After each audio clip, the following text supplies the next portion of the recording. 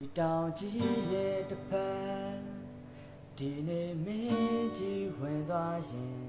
နေပြန်မလာတော့မယ်တရံငါပြက်ကလေးနဲ့တို့ပြီနေမျိုးလေးရဲ့ရနံ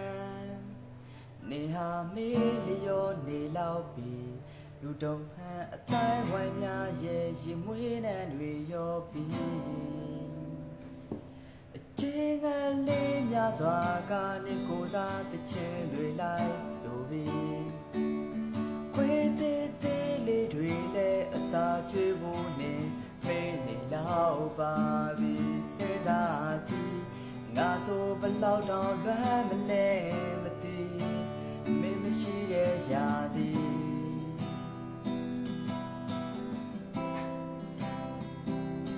အေးအိုလေးရဲ့အသက်နေရည်တန်လေးများပြန်ကြမိယူတွေဆိုင်နေမနာမင်းလျှောက်နေကြလမ်းစီဂီတာလေးတလလနဲ့